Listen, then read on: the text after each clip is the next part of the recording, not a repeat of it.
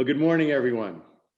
Today, I'm joined by Katherine Marshall, a senior fellow at our Berkeley Center for Religion, Peace, and World Affairs, and professor of the practice of development, conflict, and religion in our School of Foreign Service. Katherine, you joined our community as the Berkeley Center's first senior fellow, and it's been wonderful to see the work of the Berkeley Center grow over these past 15 years since you've been a part of the center's work.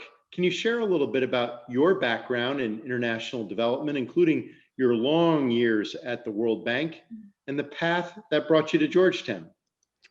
Well, it was a wonderful path. And it just seems yesterday that I joined, but it's obviously a bit longer. No, I am a second generation development person. My father worked mostly in Africa. He lived there for many years. So I was bitten by it. Went to graduate school, did a few other things, and then tumbled into the World Bank. And 35 years later, I left. So I was very much involved in operational things. I was a country director working on Africa, Latin America, East Asia. And then in the final years, my career took a very sharp turn when Jim Wolfenson, the president, drafted me for reasons he never told me. He never gave away the secret. To work on an initiative he'd started with the Archbishop of Canterbury, the Aga Khan, Etchegaray from the Vatican, and some others, to try to bridge the large gulfs that existed between the worlds of religion and development. And so I came into it to work temporarily, but there was a surprise, which no one had really anticipated, that this became immensely controversial. And what happened, therefore, was that I was drawn more and more deeply into the issue and became fascinated by both the issues of the worlds of religion, which I didn't know very well, but also by the fact that it really was about ethics. It was about the fundamental questions of what kind of world we're trying to build and what it means to try to move in those directions. Then Wolfenson left. His successors were not terribly interested in the issue, didn't give it a priority. And at the same time, Carol Lancaster, who was the dean of the School of Foreign Service at the time, and Tom Banshoff were getting ready to start the Berkeley Center. And so I moved very smoothly with, I have to say, 100 boxes of documents, which no one in the bank wanted, to the Berkeley Center. And for these last almost 15 years now, that's been your home, and it's been a place where you could do this work at the intersection of faith and international development.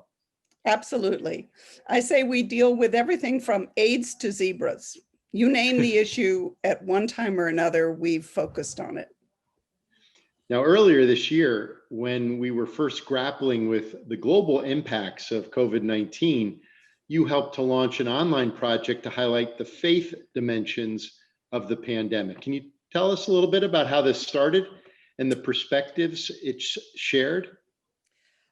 Public health has been one of the main entry points for people who are looking at the ways in which religion and development are involved. And we had actually done a lot of work around the West Africa Ebola crisis of 2014-15, including writing a lot, thinking a lot about lessons. So a small group of us that also included the Joint Learning Initiative and the World Faiths Development Dialogue basically decided right in early March that we should be following what was going on with the COVID crisis, in part because the religion issues were more visibly on the scene for COVID than they had been for some of the other pandemics, SARS or MERS or whatever, partly because of the Korean church, some of the Orthodox, but we also knew that it would be important because of the work that we had done before.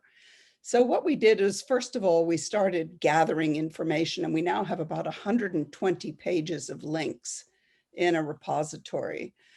We sent out for well over 100 days. Every single day we sent out an update. We've now shifted to weekly. So we send out a note of sort of what's happening and what are the highlights. We've done, I think, 12 webinars, and we also are in a lot of others, a lot of writing. But it is essentially still asking this question of what's religion got to do with it? How does it matter?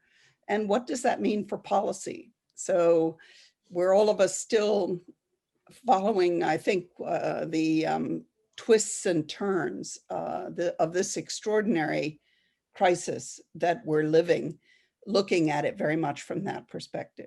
Sure, sure. Thank you. Can you talk a little bit about some of the conversations that the Berkeley Center has advanced in these recent months? Are there particular conversations or ideas that are shaping how you're thinking about this moment? Well, in a way, the most obvious first line issues are the gatherings. In other words, can people go to church or mosque or temples? And how have they been obliged to change practices, with perhaps funerals the saddest, but also weddings and baptisms and the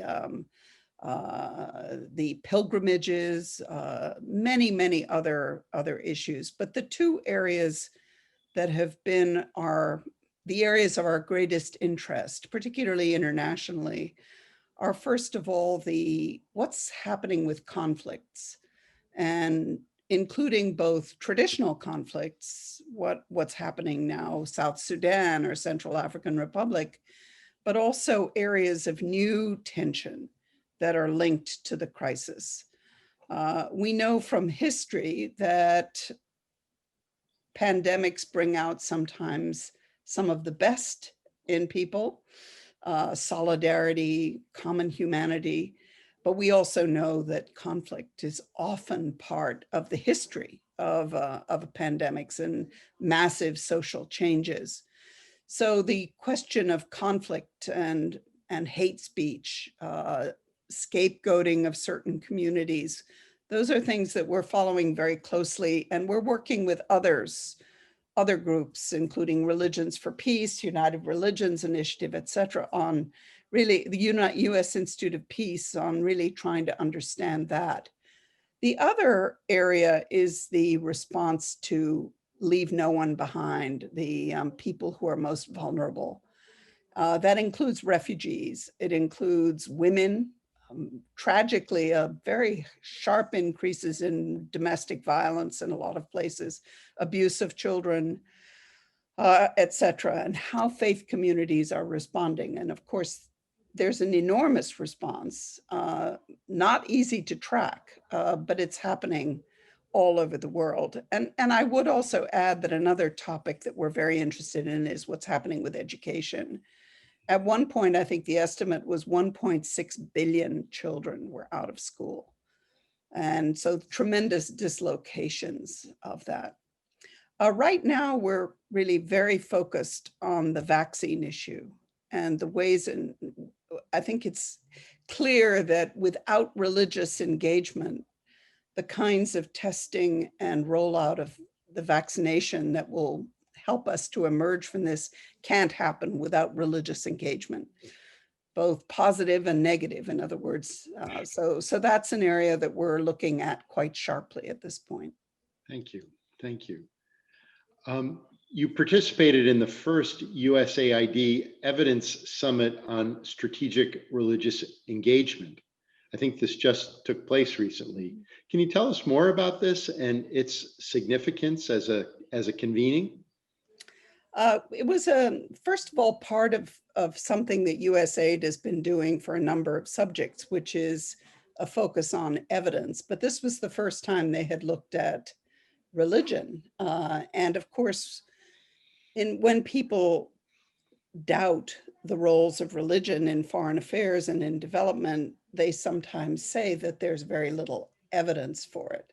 So I was part of the research committee that helped to prepare the summit, and we produced massive amounts of documents.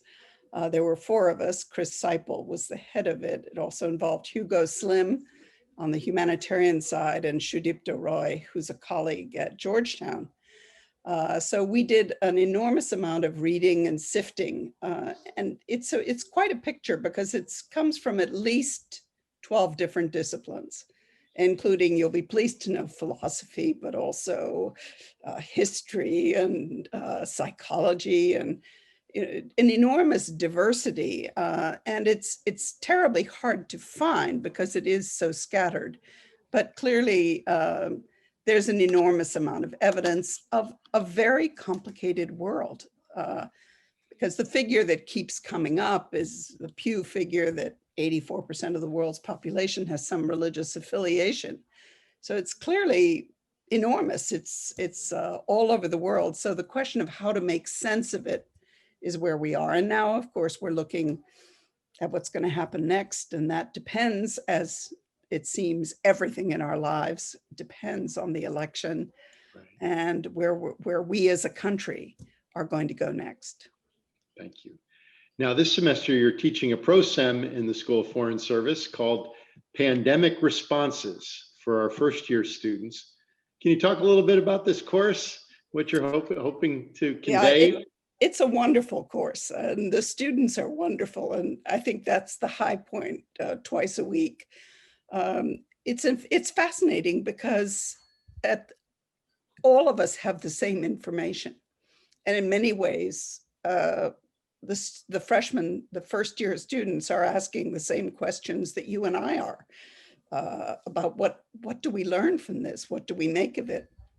Right now, I'm having a fascinating but challenging time because I assigned them to do an infographic, and they've come up with these remarkable infographics, and I'm trying to figure out how to assess them. But I'm also thinking that they should be made more widely available. So I have to figure out a way to do that. Well, at some point, I'd love to see them. So I wish you the very best with this. And I can't thank you enough for everything that you enable us to achieve as a university, for the depth of your commitment and your contributions here. It's been a privilege for us to be able to work together over the course of all these years. In closing, is there a last word you'd like to leave with our community? Well, I think we're all of us asking, how can we do better in the future? Some people say build back fairer, build back greener, build back more peacefully, build back more thoughtfully, not only better.